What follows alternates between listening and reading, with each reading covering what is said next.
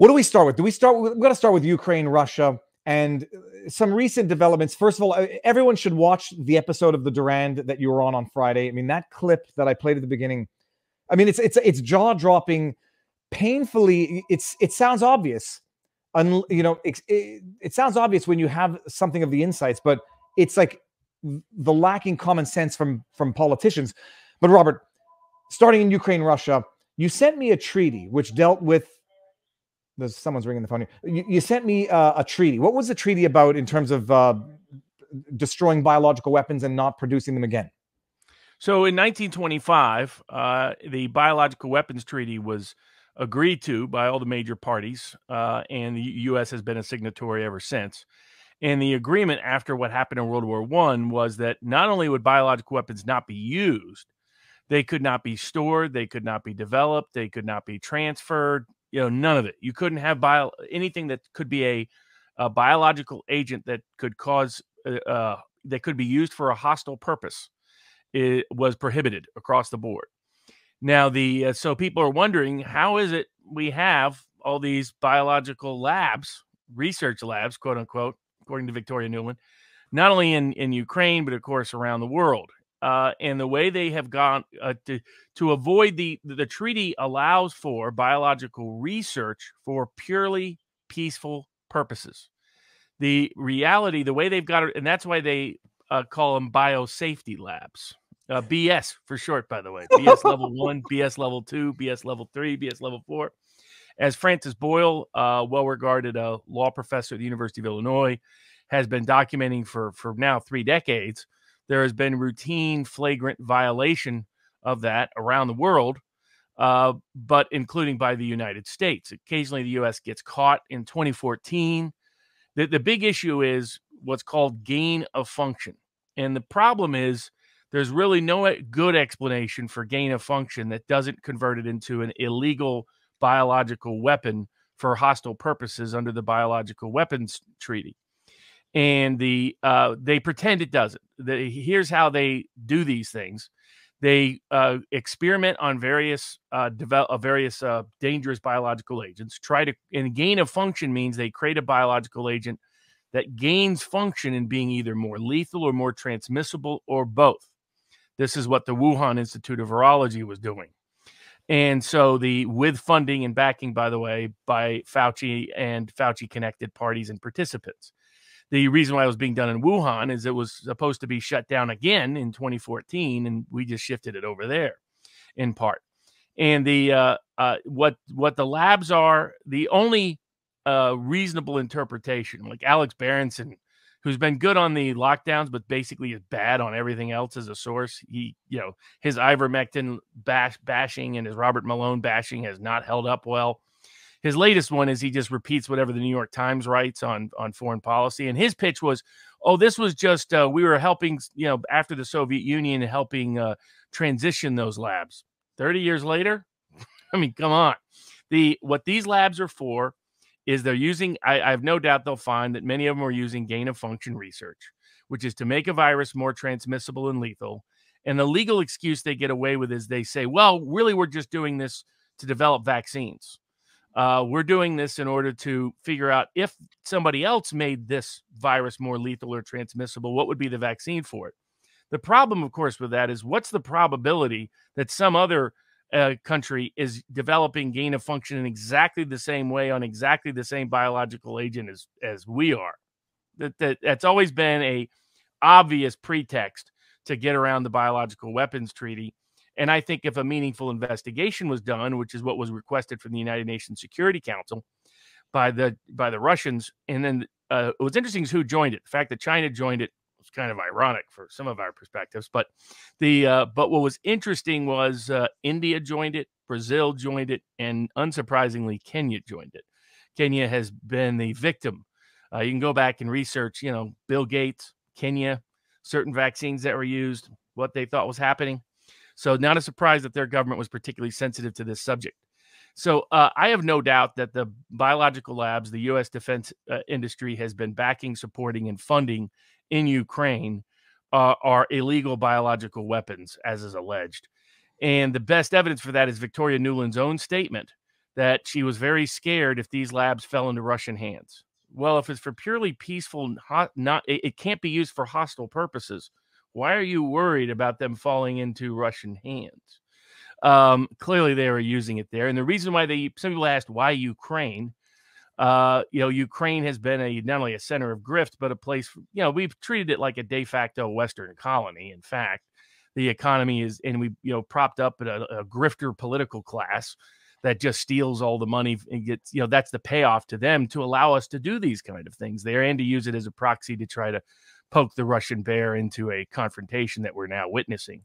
Trump was opposed to it. That's why they went to such great lengths, an impeachment, a criminal investigation, and attempt to derail an election just to prevent it. And Robert, that's what's happened. This is my opinion. Would the fact, hypothetically, that Ukraine is not technically a NATO member, would that make it easier potentially to have certain bioweapons research facilities that that presumably might otherwise be precluded from existing on NATO soil? Well, the concern, it's really more the fact that they're a poorer country with a grifter political class governing it, because the concerns with these labs, of course, is what many people, I think, rightly believe happened with COVID-19, which is that it came out of that you could get leaks.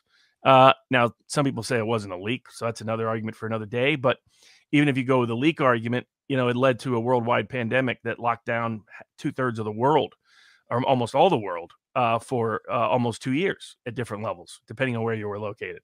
So the concern would be a leak. And particularly Ukraine, which is where Chernobyl was located, of course. So, developing dangerous means of power or weaponry is something that normally you wouldn't want a country that lacks a lot of political sophistication to be in charge of this. But in fact, it's the inverse logic. Same reason why African countries are targeted for drug experimentation. You can get away with a lot more. You can get away with a lot more in terms of what you're doing with the product. You can get away with a lot more if it turns out if there's a leak and it hurts and harms local populations, and whether or not they were experimenting on those populations. You can't completely rule that out.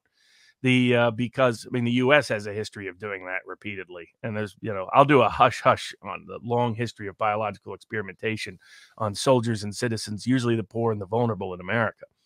Including people who were promised cancer treatment that wasn't really cancer treatment. There's this, Tuskegee was just the tip of the spear in terms of different kinds of biological experimentation on the population.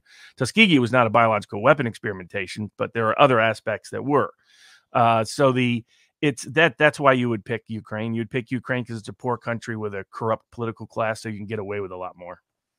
And purely hypothetical calls for speculation. The likelihood that Fauci has any knowledge, any involvement in this, would it be, if it exists, would it be a virtual certainty because of his reign for the last 3 decades? Yeah, and some of the same people he's connected to that were connected to the Wuhan Institute of Virology appear to be showing up connected to the Ukrainian labs as well. All right.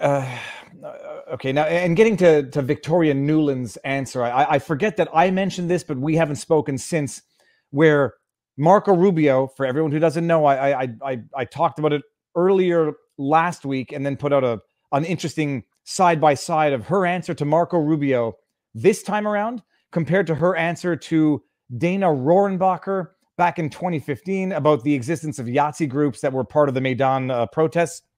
Her answer was equally deceitful, both or what's the word I'm looking for? Diversionary. It was equally non-addressing of the question both times, except Dana did not give Nuland the free pass that Marco Rubio gave her, where Marco Rubio asked her, are there chemical or biological weapons in Ukraine? And then she stops. She goes, I can confirm that there are biological research facilities. And then she moves into how she's scared about the Russians getting them.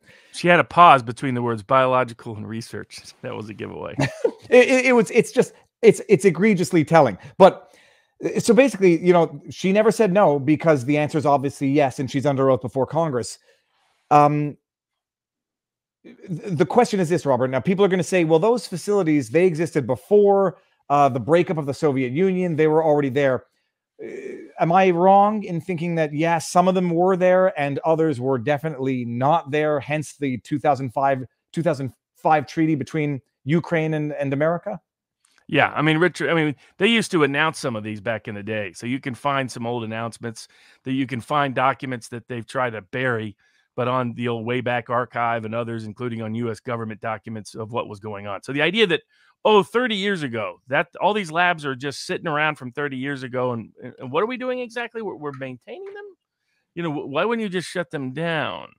So, it's that excuse is an incredulous excuse. I mean, it's pitiful that Berenson would actually repeat it, least of all buy it. But it shows that some people are very gullible when it comes to these kind of matters. And Boyle is politically kind of aligned on the left, if anything. But he's been documenting this now for 3 decades, and he was the first professional expert who came out and said that this likely came from the COVID-19, likely came from the lab in Wuhan before anybody. And everybody was dismissive of him and the rest. He turned out to be ahead of it. It's because he's been tracking unusual events in certain places that have signed, where he has been tracking the existence of these labs. So these labs were paid for by the U.S., developed by the U.S., and they have very little to do with the Soviet Union days. Yeah, and just if anyone had any doubts, let me bring this up and make sure that we're seeing the same thing together. This, Robert, well, no, we're not seeing anything there. Hold on one second. See, the one time I double check now. I'm seeing it, but I'm only seeing a piece of it. Yeah, here, let me go. Now, Robert, do you see the whole thing now? Yes. Okay, there we go. So we got an agreement between the United States. This is from state.gov, people. Okay, so this is straight off the government website. And this is a little tidbit here, a little historical context. This was done after the Orange color revolution. So it looked like the candidate that was considered less pro-Western actually won. So they did a color revolution, said that couldn't be right. There must have been election fraud, so on and so forth. It was called the Orange Revolution, and they forced another election. And by forcing another election, they could gaslight enough people into switching their votes to allow the pro-Western candidate to win. And within 6 months of him being inaugurated, this treaty is done. And we'll read the agreement between the Department of Defense of the United States of America and the Ministry of Health of Ukraine concerning cooperation in the area of prevention of It's funny, someone in the chat said, the only difference between research and safety is the preamble or the mission statement. This is for the prevention, people, of proliferation. It's not for the proliferation or research. It's for the prevention of proliferation of pathogens and expertise that could be used in the development of biological weapons. Let me read that again. In the area of prevention of proliferation of technology, pathogens, and expertise. So they're trying to prevent the proliferation of expertise that could be used in the development of biological weapons. And let's just how do you do that? You develop expertise in creating biological weapons. I want to bring up the one paragraph where it was. This is Article 4. The Ministry of Health of Ukraine shall assist the United States Department of Defense during the implementation of this agreement. The Ministry of Health of Ukraine shall coordinate with appropriate Ukrainian ministries and other government agencies and organizations in order to ensure that material provided under this agreement is afforded priority processing. Is that the one I wanted to read? Oh, bottom line, people, I should have highlighted the section. They provide logistics, communications, financing, training. This is 2005. And even what you're reading was even the biological agent itself.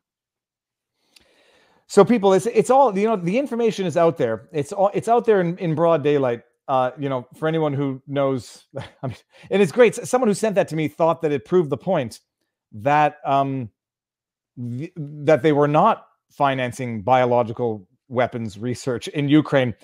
And so, look, you make what you make of it. How do you have a treaty like that at the same time as the existence of the prior treaty, which says we're going to disband, disarm, and destroy these pathogens? It's just operating under this illusion that developing biological weapons isn't really weapons because you're looking to develop the vaccine to it, though they often never get around to that vaccine part.